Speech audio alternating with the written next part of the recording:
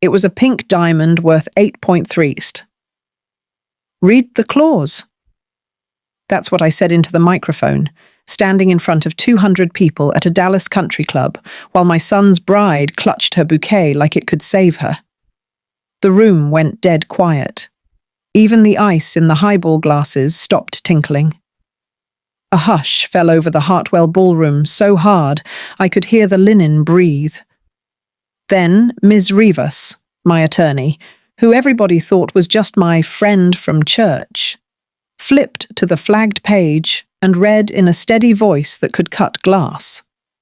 If the diamond is disparaged as cheap, or if anyone outside the trust attempts to sell, reset, insure, or pledge it as collateral, ownership reverts immediately to the Marion Holt Community Trust. Notice is to be delivered to the Attorney General of Texas and the Texas Museum of Minerals. Chairs scraped.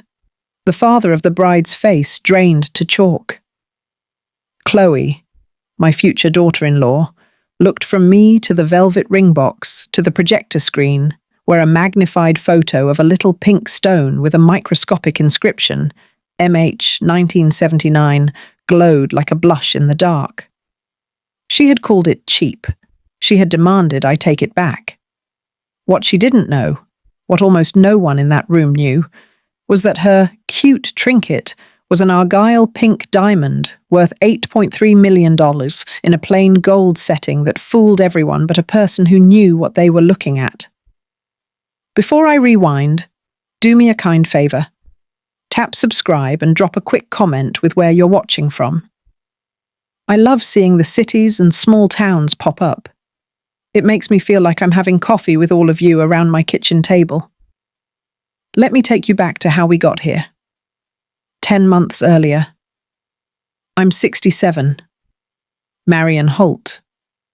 Tulsa, born and raised. But I've always had one foot in Texas because my late husband, Henry, worked the oil fields back when men used paper logbooks and a good penknife. I spent 38 years as a school librarian. In a district like ours, the library is more than a room of books.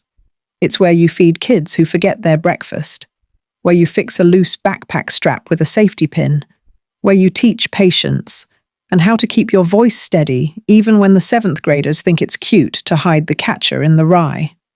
I am not fancy. The nicest thing I own is a set of mixing bowls that nest like a rainbow and a pair of low-heeled pumps I bought on sale at Dillard's for Henry's memorial. My car is a 10-year-old Camry with a dent in the right rear quarter panel from when I tried to avoid a possum and hit my own mailbox. But I also own a small safe deposit box at Great Plains Bank with a key that lives in a hollow book on my shelf. That box holds a birth certificate, 3 letters from Henry I can't read without tearing up, and a pendant my grandmother left me the year Elvis died. It's a match head-sized diamond set low in a plain yellow-gold basket on an old chain.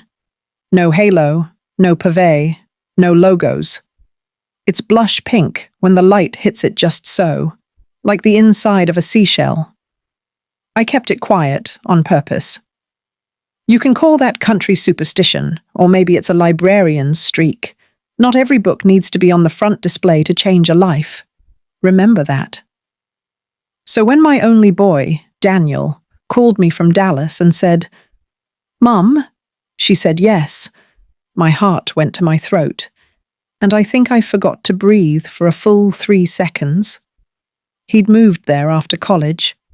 Computer stuff with a big healthcare company, project management, a job that paid him enough to not call me every month asking if I could float his rent. He was always the cautious sort, my Danny, the kind of kid who would line up his Hot Wheels by colour and make a chart. When he told me he'd asked Chloe to marry him, I knew it was serious. He doesn't do things halfway. "Tell me everything," I said, my palm pressed flat against the kitchen table, like I needed to keep the Formica from floating away. She said yes, at White Rock Lake. I hid the ring in a blueberry muffin. Don't laugh.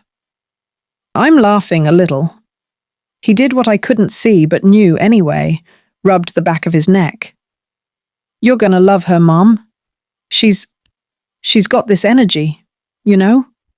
Like she walks into a room and you feel like it got brighter. I made a soft noise that covered 100 other noises I didn't let out. He'd had his heart bruised senior year of high school by a girl who thought he was too quiet. Since then, he'd built armor out of schedules and gym memberships. If this Chloe made him feel like rooms were brighter, I was going to at least give her the chance to be who he saw.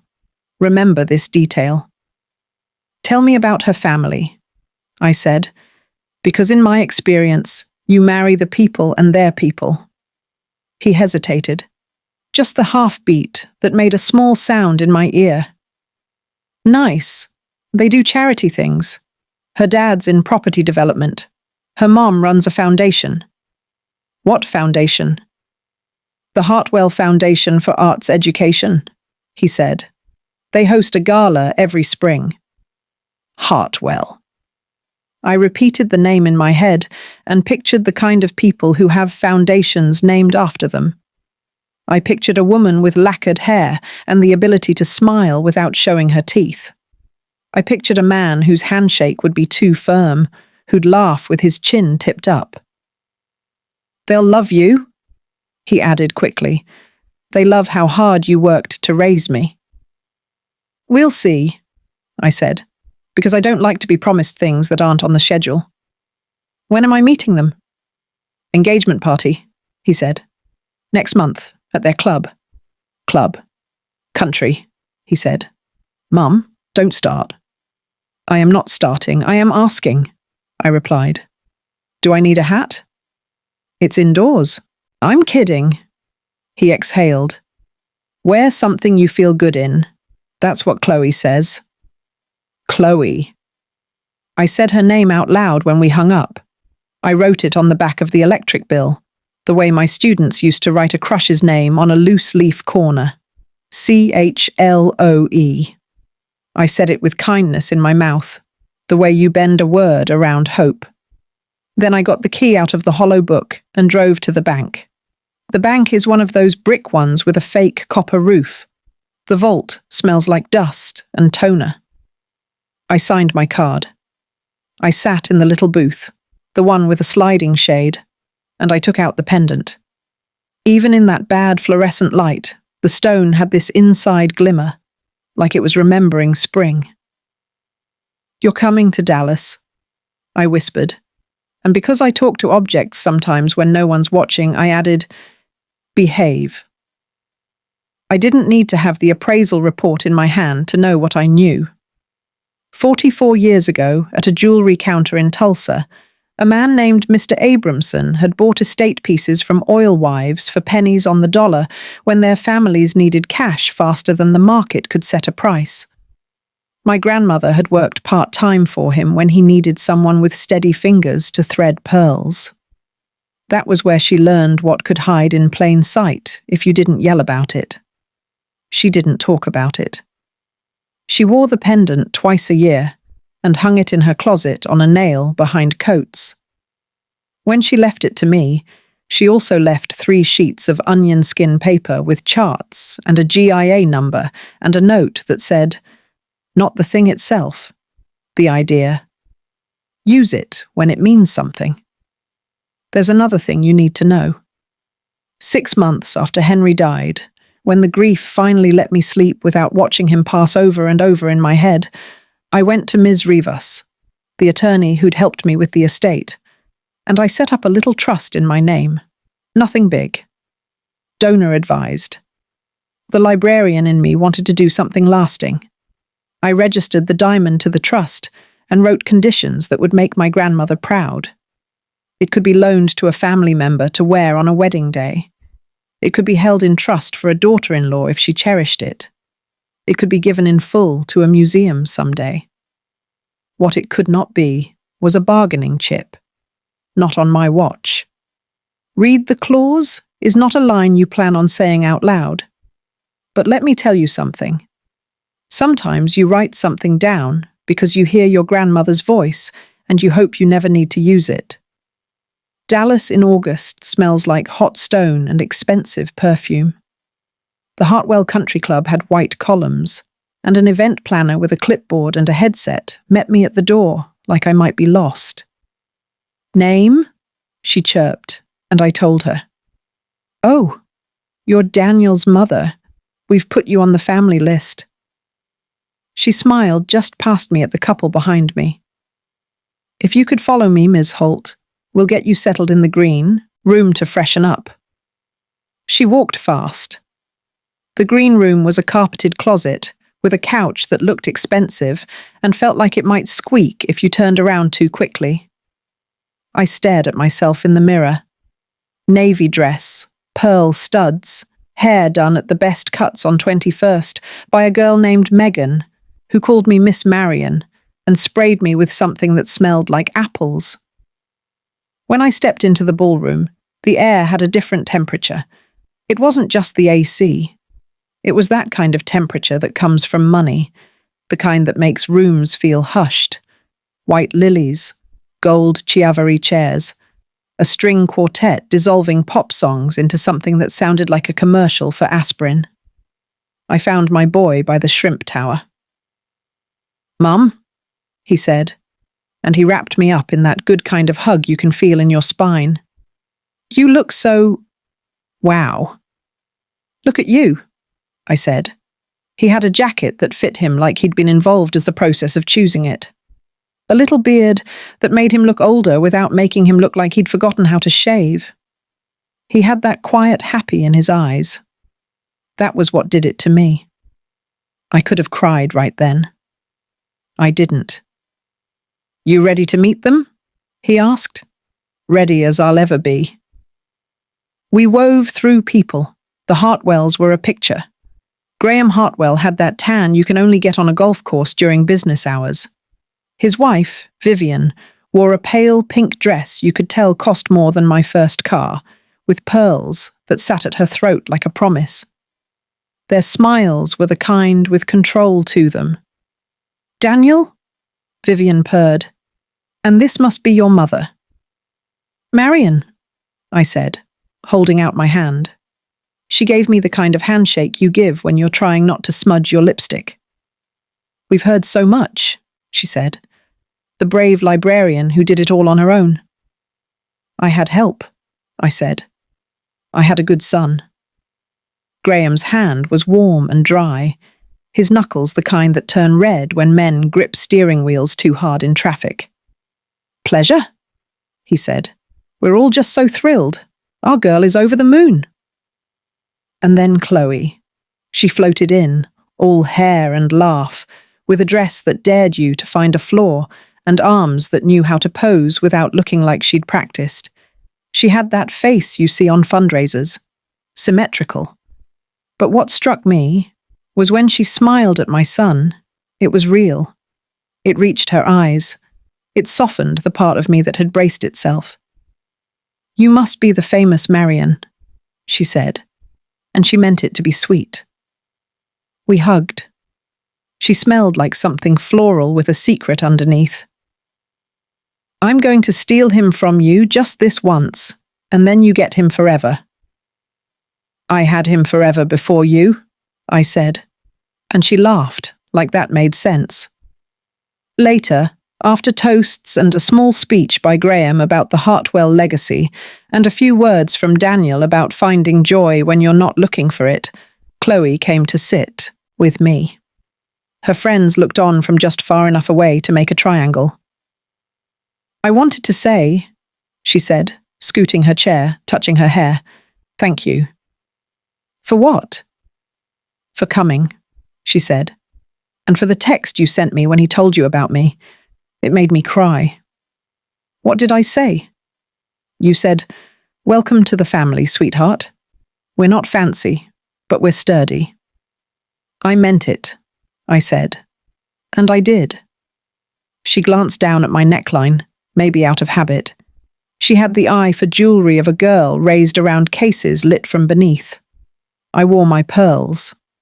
The pendant was in a velvet pouch in my purse. I had planned when I would give it, between the cake and the dancing, because timing matters. A librarian knows pacing. It didn't end up being me who broke the rhythm. It was her mother. "Oh, Chloe, darling," Vivian said, materializing at my elbow like a perfume. "You haven't shown her yet." "Shown me?" I asked. "The ring," Vivian said, and she held out Chloe's hand like it was delicate porcelain. It was a big oval, blown up with a halo, the band paved to look like frost. Pretty. Flashy. A different language than the pendant in my bag. "It's very sparkly," I said, "because there are times when accuracy is kindness." Vivian smiled. "We had a private jeweler in Highland Park design it," she said. "The band is custom." "Daniel picked the stone," Chloe added quickly, like she needed to tag the sentiment as participatory. "And I had, well, help." "You did great," I said, squeezing her fingers. "The ring wasn't my taste, but it wasn't my ring. Remember this detail." Half an hour later, when the band struck up a 6-piece version of Mr. Brightside and someone passed me a champagne flute shaped like a skinny hourglass, I took a breath and found my nerve. I asked Daniel to bring Chloe to the corner by the photo booth backdrop with the faux boxwood wall. People were doing boomerangs with confetti. It felt silly and good. "I have something for you," I said, and I reached into my purse. Her eyes went soft and wide. I put the velvet pouch in her hand and closed her fingers over it like you do with a baby bird you don't want flying into a window. "What is it?" she asked, and her voice had that little quiver that lets you see the child inside the woman. "Something from my side of the family," I said. "My grandmother wore it. Then I did. I thought it would be yours to borrow now, and maybe one day to keep if it sits right with your heart." She opened it. The pendant lay on the dark, like a drop of light. Not big. Not flashy. The setting was old. The chain was thin. She blinked. "Oh," she said. It's sweet." She said sweet the way you say, "What a cute dog," when it's not your taste. Daniel, God bless him, said, "It's pretty, Mom." "It's very simple," Vivian said, leaning in, so understated. "It's something to tuck under your dress," I offered, "to be near your heart." There's a kind of silence that's polite, because it doesn't have any other suit to wear.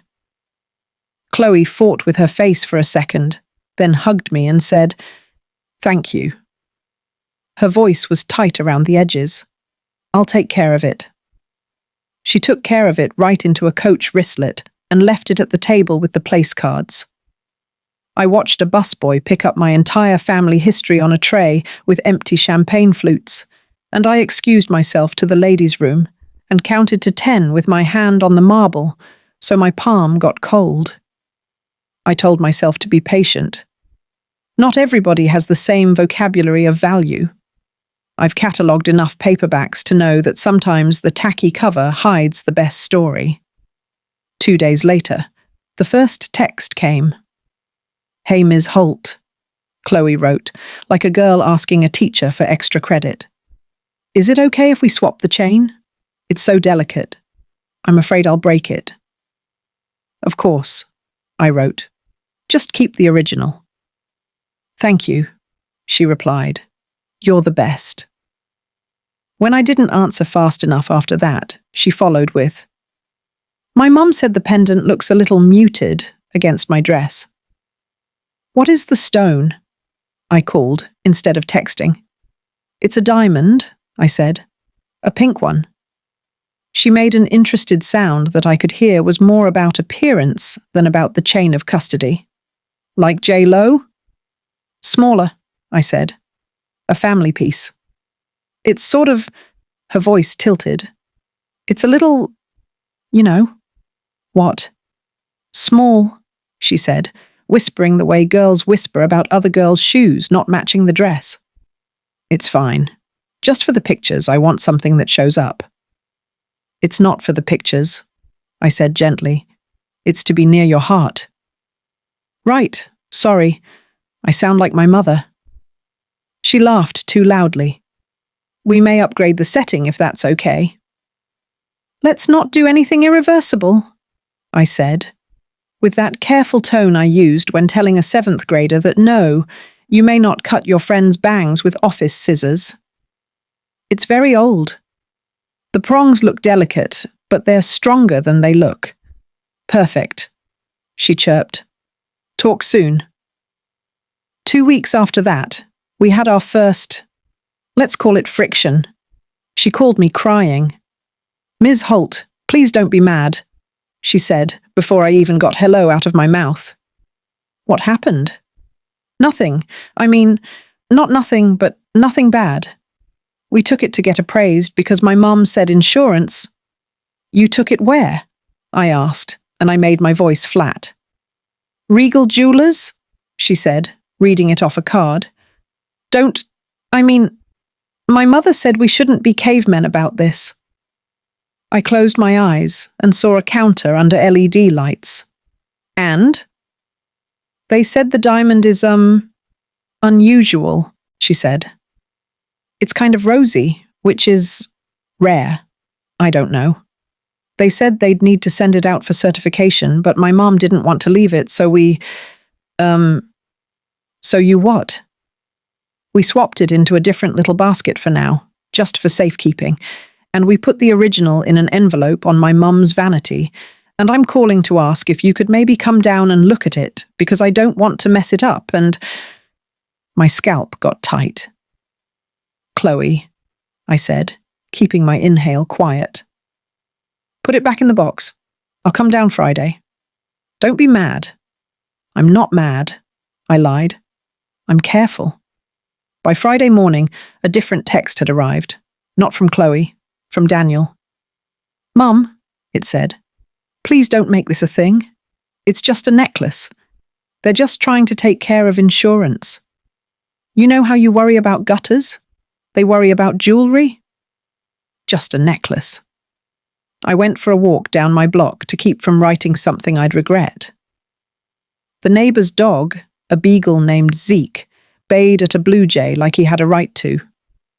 I walked past the house where Henry hung the shutters drunk and straight as an arrow. I walked until my feet hurt, and then I sat on the curb and had a talk with myself. You raised him to be independent. You raised him to choose. You cannot choose for him. You can only tell the truth in love. And then, when I got home, I opened the hollow book and took out the key. I didn't bring the GIA report with me to Dallas that weekend. I brought what I needed, the trust document, the loan agreement I had with the museum for the in-case, the little USB with the engraving photos, and a voice I can use when I need to. Vivian answered the door in a cardigan the colour of champagne. The Hartwell house was the kind of home that doesn't feel like a home because it feels like a set. Everything was curated. Console table with family photos, modern art that tried too hard, the smell of something citrus and a diffuser smouldering like incense. Marion, she said, you look tired. The drive? The drive is fine, I said. My knees complain more than my Camry. She laughed, not really listening. We're in the morning room. The morning room had no reason to exist. It was just a room with more light than the others. Graham was in a golf shirt. His Rolex caught the sun even when he didn't move. Ms. Holt, he said, we've just been doing some housekeeping, getting ducks in a row, paying deposits, making sure Chloe's ring is properly insured. He smiled like he'd invented fiscal responsibility. The pendant, I said. I'd like to see it. Of course, Vivian trilled. Chloe! Chloe came in barefoot, her hair in a top knot and a little bit of worry in her mouth. She held the coach wristlet like a life preserver. I am so sorry, she said. I thought we were doing the right thing. Let me see it, I said. If you talk to me when I take attendance in my head, you get a certain voice. She heard it. She handed it over. They'd moved it. The chain was not the chain I gave her. The pendant sat in a newer basket, the kind they sell to people who want old things to look new. My fingers ran over the underside for the tiny catch where the old prong met the base. The weight wasn't right. Remember this detail. I looked up. Where's the original setting? In a safe, Vivian said breezily. We didn't want to risk damage while they inspect. Do you have a loop? I asked. A what? She said. A magnifying glass, I simplified. Graham walked to a desk and pulled out something that belonged more to a cigar enthusiast than a jeweler, but I made do. Under the light, the stone was what it was. The colour was right. The internal grain like a fingerprint. The little inscription was not where it lived. It was in the band of the original. The stone itself was smooth. No inscription. My stomach did that elevator drop you get at the fair. Chloe, I said, did you remove the stone? We didn't, she said, before her eyes flicked to her mother and back. The jeweler did. My mum said if we're insuring, we need a modern mount because the old one looked fragile. Graham cleared his throat. It could have fallen out, he said, as if we were discussing a loose tooth. Where is the original mount? I repeated. In the safe, Vivian said again, slower. Open it. She blinked. Right now? Yes, I said, feeling the blood thud in my wrists. She stared at me, like she wanted to say no and didn't know how. Then she stood and went down the hallway, her heels making clean little clicks that sounded like counting. I didn't look at Graham. He stared at the yard like maybe a sprinkler head needed his attention. When Vivian came back, she was carrying a velvet envelope. She emptied it on the table. The old basket was there. The prongs bent like they'd been pushed with tools. The chain tangled. That wasn't what made my breath go small. The thing that made my breath go small was the oval of sparkle nestled next to it.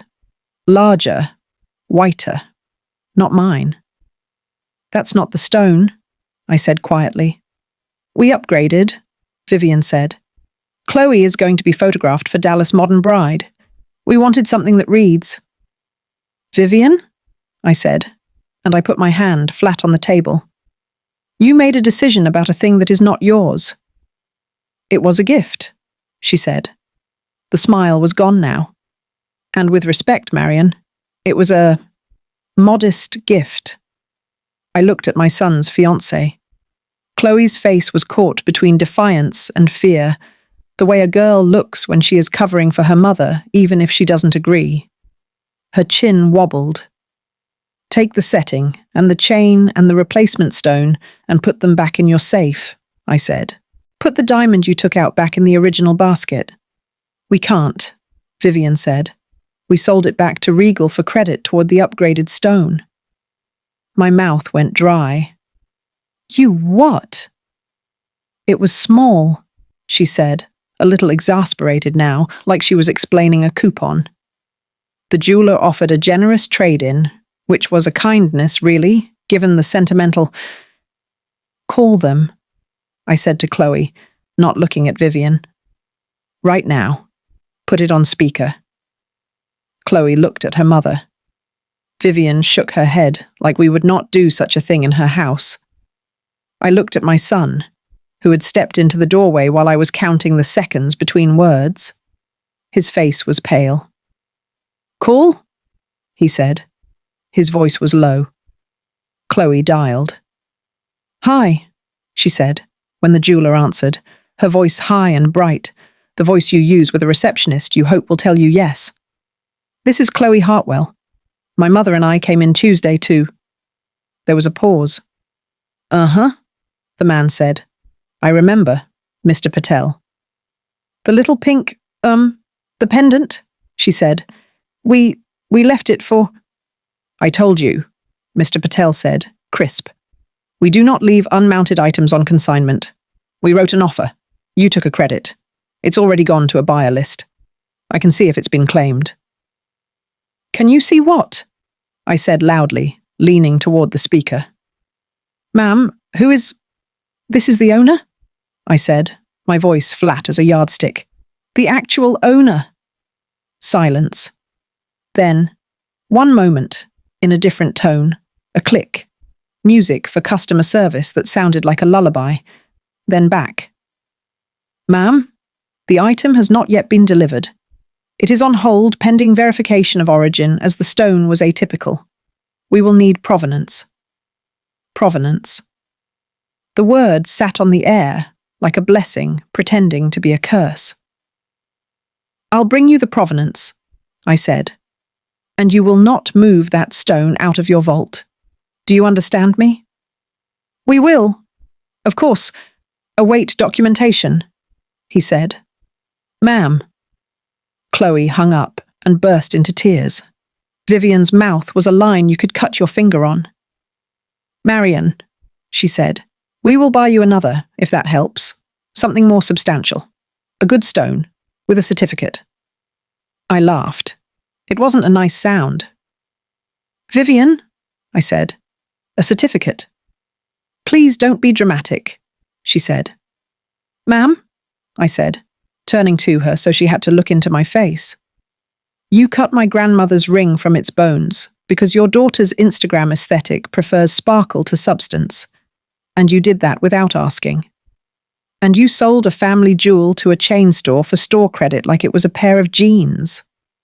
Ms. Holt, Graham cut in, his voice soft like he was the good cop. Let's be civil. I am being civil, I said. I'm not screaming. I am a woman of a certain age from Tulsa, and I know good. People who have been thrown out of worse rooms than this for using smaller words than I am about to. Put the stone back where it came from. That is all I will accept. Chloe sobbed into her hands. Daniel stood like someone had put him in a glass box, and he didn't know where the door was. Mum, he said. Let's just... Maybe it's not worth it. Maybe we can just... Not worth it, I repeated. I thought of my grandmother's hands. I thought of a nail behind a coat. I thought of the onion skin paper, and I heard my voice before my brain told me to soften it. Son, this is not about jewelry. This is about respect. It's about what we do when something isn't flashy enough to impress your friends. It's about whether your wife thinks she can make decisions about your family without letting you breathe in the room. That's unfair, Chloe said, looking up with mascara under her eyes, finally angry. I asked you. You asked to change the chain, I said. You did not ask to remove the stone. My mother said, I am not marrying your mother, I said. Chloe flinched like I'd slapped her. I felt it too. There are things you say, and there are things you say. This was one of the latter. The rest of that weekend got ugly in small, polite ways. Vivian told me I was making a scene at dinner by insisting we drive to the jeweler while the chicken was getting cold. Graham said he would handle it, and then didn't. Chloe texted me, I'm sorry, at midnight, and then, please don't call the store tomorrow, because her mother said it would embarrass them. Daniel didn't sleep. I could tell by the way he drank coffee the next morning like he was trying to swallow his heartbeat. Regal Jewelers was a glass box inside a shopping centre with valet parking. The manager, Mr. Patel, was composed in that way of people who don't think you're a customer. Behind his politeness, there was offence. Ma'am, he said, nodding at me. We received a piece that we believe may have unusual properties. Before any sale, we require... This, I said, putting the folder on his counter. That diamond has an inscription under the old prong. M.H. 1979. My grandmother's initials and the year she had the setting adapted. The stone itself has a grain you will see under polarized light that indicates Argyle origin, late 70s, early 80s. Faint fluorescence in white light. color between fancy and fancy intense pink.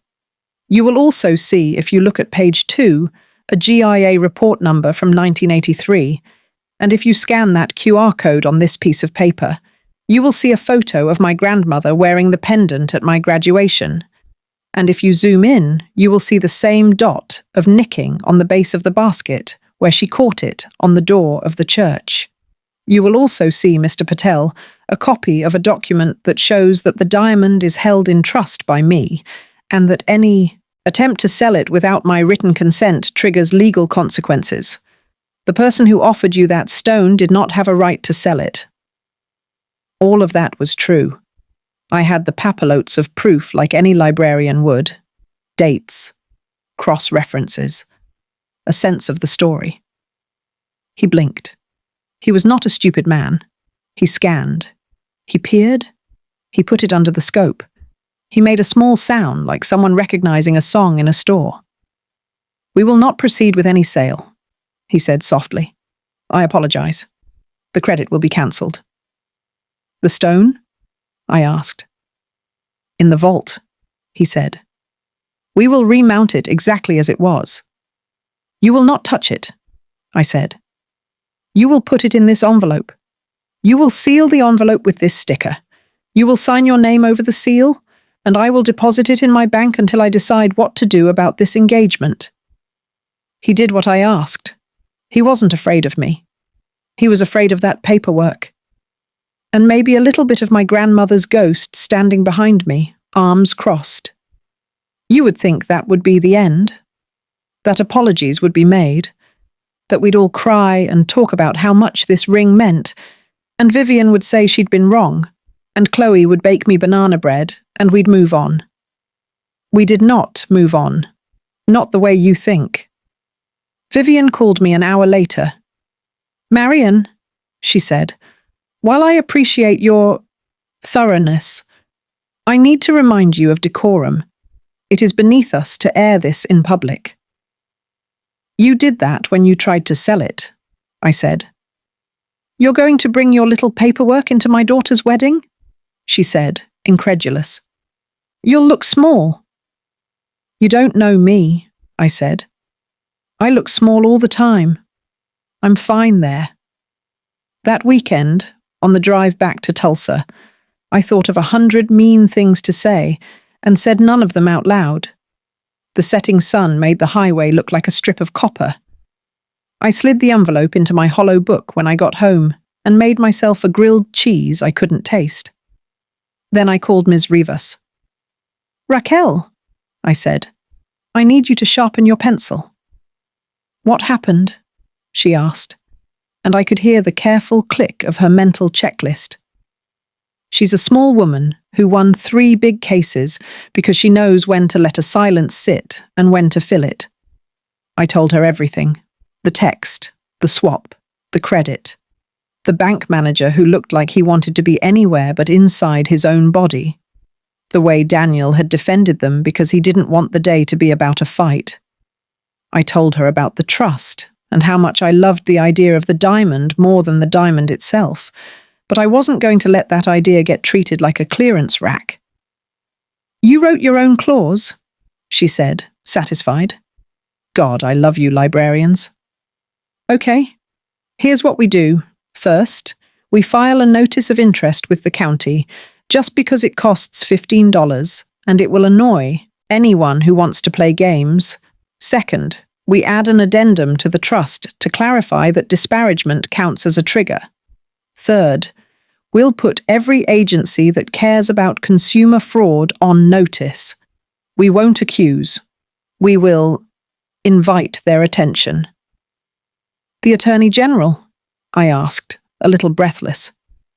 "And the museum," she said, "so they can stand up at the right moment and make it look like we just saved a priceless artifact." "Raquel," I said, and I felt my grandmother grin deep inside me. "That's dramatic." "You want dramatic," she said. "Or you want fair?" "Both," I said. She came over that night. We sat with papers spread on my dining room table under the soft light, where Henry used to read the sports page. We wrote the addendum. We made the calls. She had a friend, it turned out, who worked with the Texas Museum of Minerals, Dr. Price, who had stories about fake gems and rich families that would curl your hair. "I can be in Dallas the weekend of the rehearsal," he said when Raquel looped him in. "Incognito. I can bring a portable spectrometer. I'll come as your date." "My date?" I repeated, and I laughed. If only my bridge club could see me now. "Wear something with pockets," he said. Meanwhile, it got ugly in the little ways that grind you down. Remember those? Here they are. They put me at the kids' table at the bridal shower, like I wouldn't notice.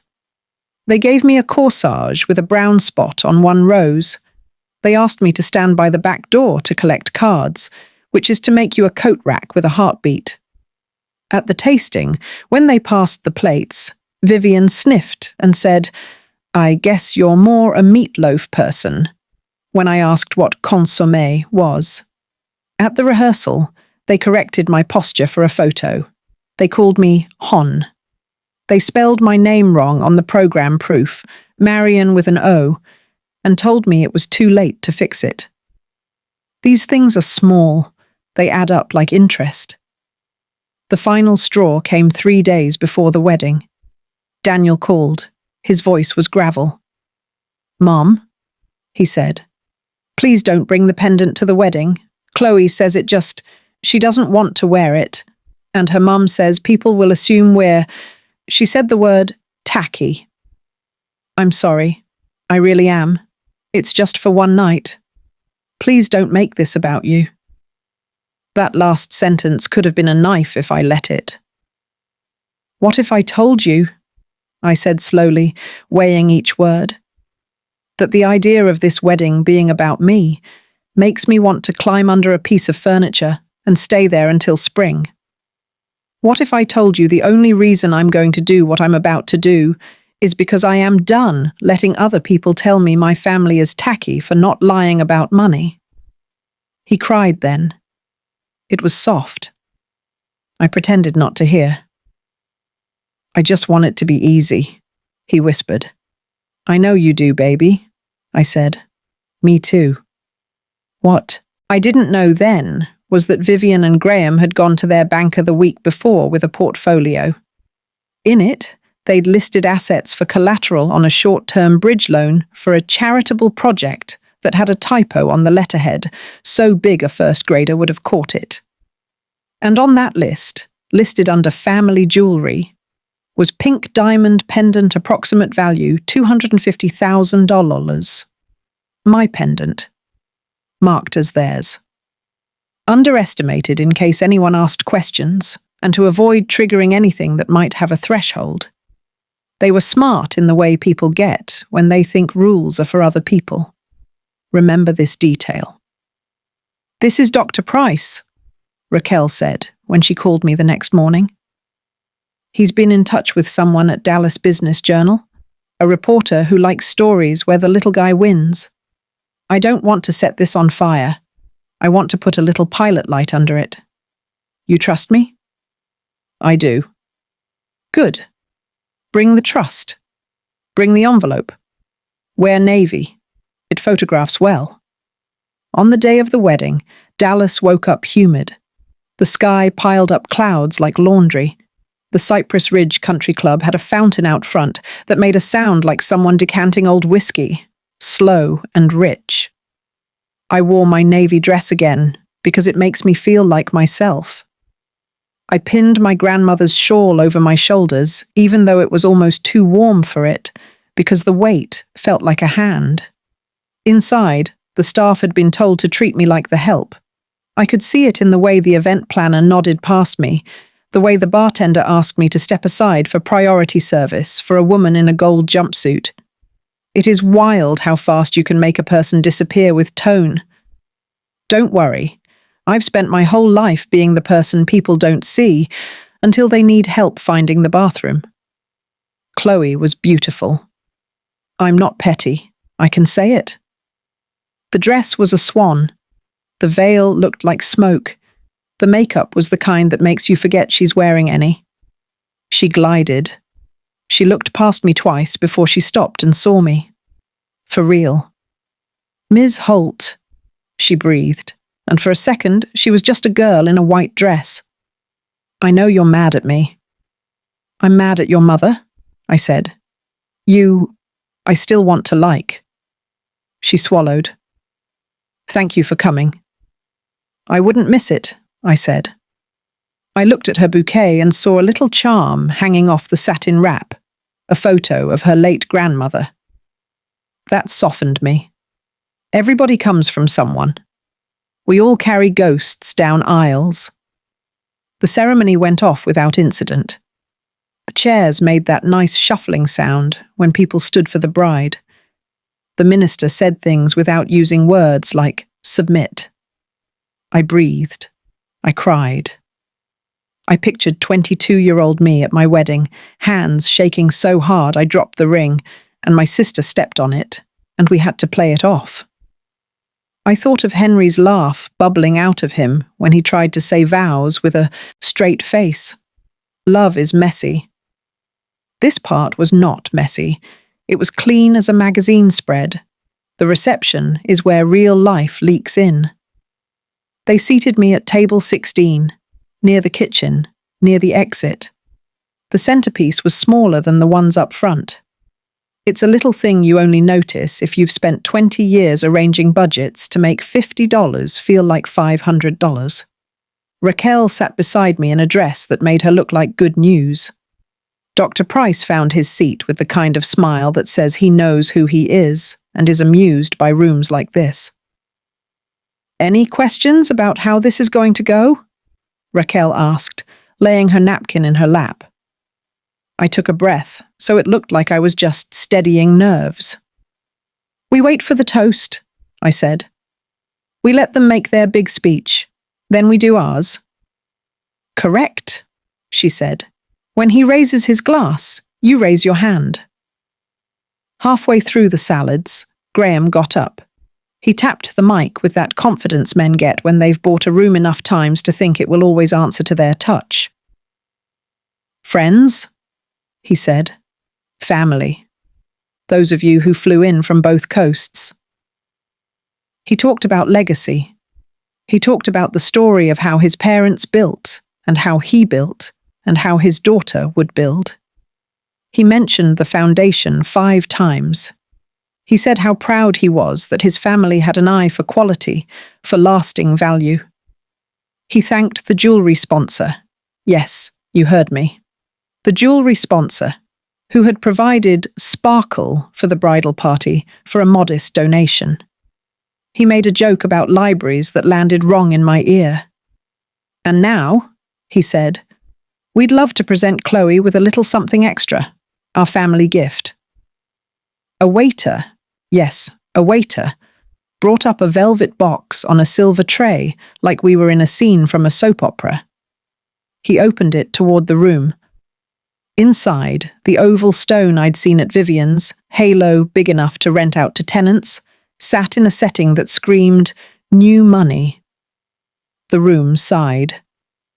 "And from the other side of the family," he added, as if we'd rehearsed lines together, "there is also this lovely antique, which He should not have said antique like that. He should not have smirked when he said it. He should not have followed with, but it was too delicate to wear, so we'll keep it safe, won't we, Chloe? That was what did it. My knees went steady. My hands decided all by themselves. I stood. I took the mic from him like I was picking up a pencil he'd dropped, and I said, "Read the clause." Raquel was already walking to the DJ with a thumb drive.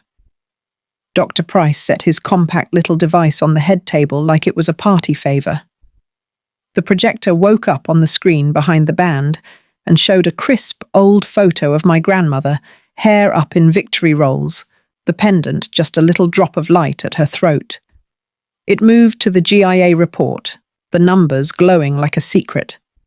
It edged to the microphoto, the prong, The little etched MH 1979. Raquel read, "I have to tell you. There is nothing quite like hearing something you wrote in your own kitchen being read out loud into a room half full of people who think you don't know how to play. It did not feel like revenge. It felt like alignment, like the picture finally fit in the frame." Vivian stood with a smile frozen on her face that was a millimeter from cracking. "This is wildly inappropriate," she said to no one and everyone, loud enough that only the nearest 3 tables heard.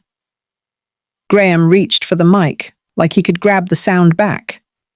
"I think," he said, and then Dr. Price cleared his throat. "If I might," he said, polite as can be. He held up his little device like a magic trick and rested the pendant. It was in my hand. I'd not worn it. I had it in the original envelope, unsealed at the right dramatic moment, on the cradle. The screen flicked to show a spectrum. Purple and pink thresholds sang their little invisible song.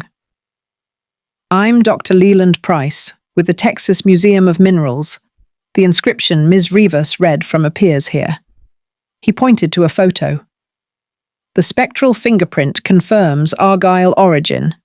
The market value for such a stone, in current conditions, is approximately—" "You don't have to say it," I cut in. "We're not going to sell it." $8.3 million. He finished anyway, because men sometimes like to drop numbers like names. The room made a noise I can only describe as a gasp, wrapped in a $sign. Someone dropped a fork. A woman said, "Oh my God," like a prayer, and not a curse. The band leader looked at his hands as if he'd suddenly found they could tell time. Chloe swayed like a girl who stood up too fast. Daniel put a hand on her waist. Vivian's mouth formed an O and then snapped into a line. "And," Raquel said, flipping to the second page, "as the addendum states, when the recipient or her agents disparage the item as cheap," she put a finger on the exact sentence, "or attempt to sell or alter it without express written consent, the trust asserts full ownership on behalf of the community beneficiaries. The museum accepts temporary custody, while chain of custody is clarified. Notice has been given to the Attorney General's office." A man in a navy suit nobody had noticed all night stepped forward from the back with a polite nod. "Notice received," he said. He wasn't there to arrest anybody. He was there to be a presence. It was enough. Graham sputtered. This is extortion." "No," Raquel said, unruffled. "This is a reading of a signed agreement delivered to your daughter with a witness at your country club and acknowledged on video. And this," she gestured to Dr. Price, "is a public service." Vivian recovered fast. "We had no idea," she said, with a laugh that made my molars ache. "If Marion had told us the value, we would never—" "I did tell you," I said. "I said it was a family jewel, and you decided it wasn't shiny enough to be seen." She made a scoffing noise. "No one says no to my daughter's safety," she said, going for a different tack. "The prongs weren't the issue," Dr. Price said softly. "I've seen prongs older than your club hold up better than marriages." That got a few laughs from the back of the room. Low. Mean. People will turn when they smell blood. It's not pretty, but it's true. Chloe started to cry. It wasn't the ugly cry. It was the slow kind, where tears slide out of your face like they've been living there all along. She looked at me like a child looks at an adult when she realizes the adult was not actually trying to make her feel small. "I didn't know," she whispered. I thought it was a sweet keepsake." "I wanted it to be," I said, and my voice shook exactly once. "But you didn't give it a chance to be more." I wish I could tell you the next 5 minutes were only grace and wisdom. They weren't.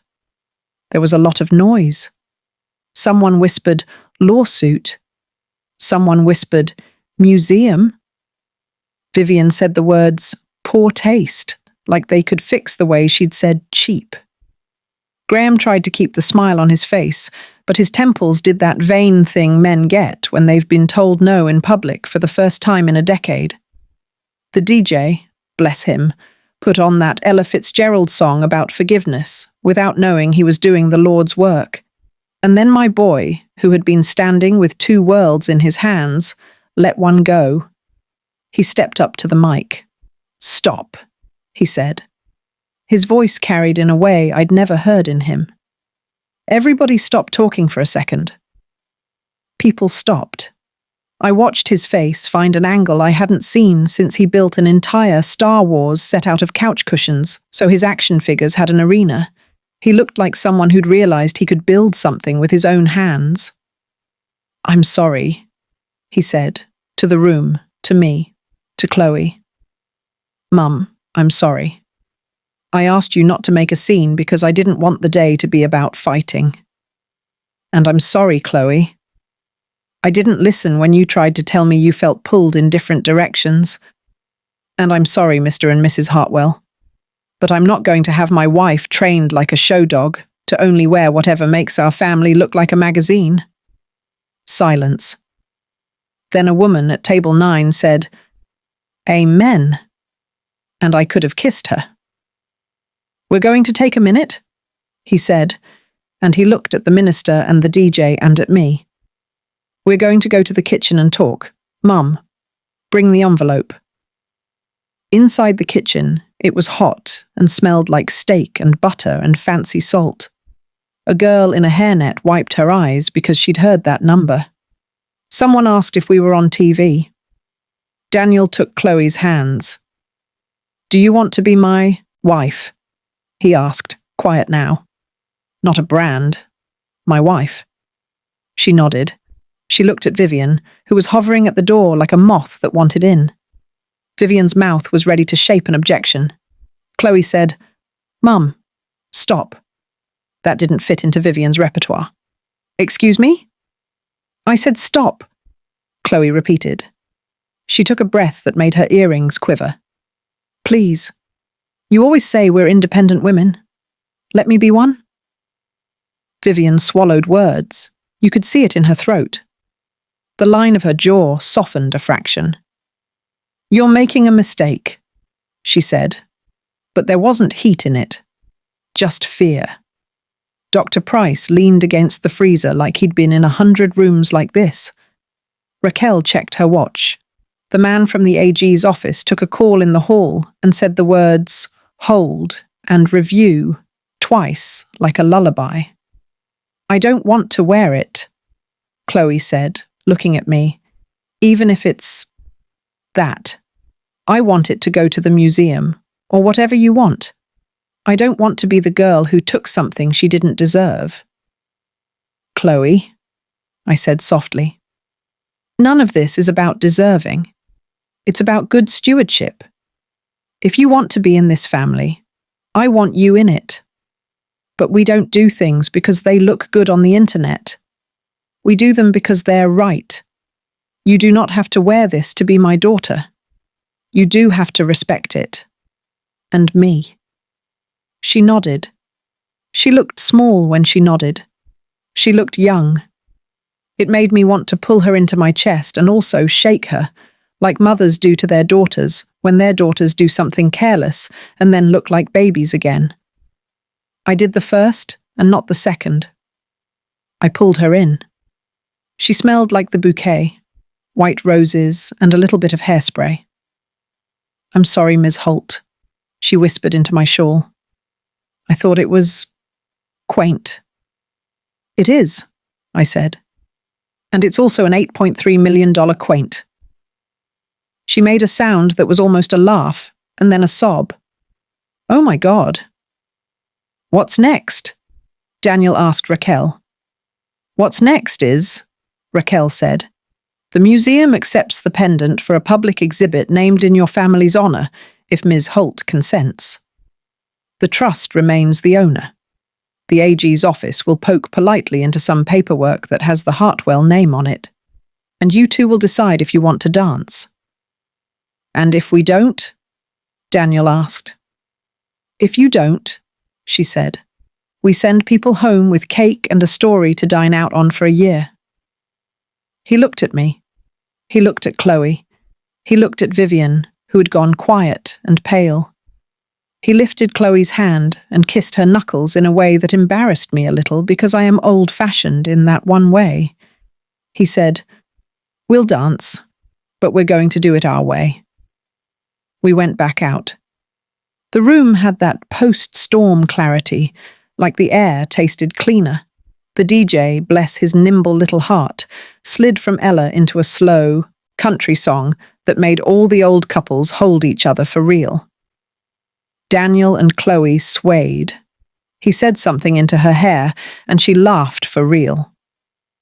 The line started to form again for the bar. People started to breathe.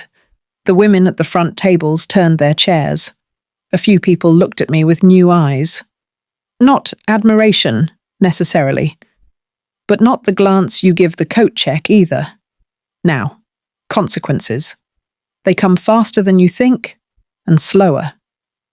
The AG's man walked up to Graham and said some words that made Graham nod like he understood gravity. Vivian disappeared for a while and came back with her lipstick reapplied and her smile set lower, like she'd finished a difficult math problem and gotten an answer she didn't like. The Hartwell's bank, because banks talk to AG's offices when words like collateral misrepresentation are said in a room with a projector, froze the pending bridge loan. The jewelry sponsor quietly posted an Instagram story with the caption, "Standing with artists who protect legacy," and then deleted it. People forget that clubs are their own kind of court. The board asked Graham to step into the library and had a quiet talk. He came out with a face like he'd just been told he could keep attending, but maybe not chair quite as many committees. He kept his head tilted in that golf course way, like this was just weather. But the script had been edited. You could see him feel it. At the end of the night, Chloe came to me with her bouquet. The little charm with her grandmother swung against my knuckles like a hot coin. "I'm going to write you a letter," she said, and it sounded like a promise she wanted to get right. "You don't have to," I said. "I want to," she said. "I want to tell you why I said what I said. Because it wasn't just the pendant. It was a lot of things. It's how she talks to me. It's how I've let her. I'm going to fix it. I know I have to." "That'll be work," I said. "I know," she said. "Will you help me?" "If you want me to." "I do," she said. "I want to be sturdy."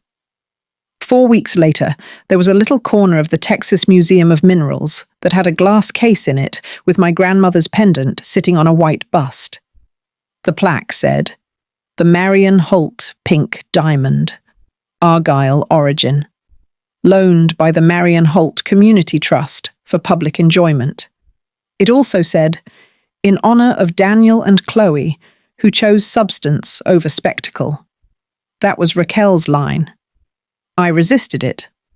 Then I didn't. The Dallas Business Journal ran a story with a headline that didn't mince words. "Family Trust Stops Questionable Use of Heirloom in Country Club Tangle." There was a photo of me.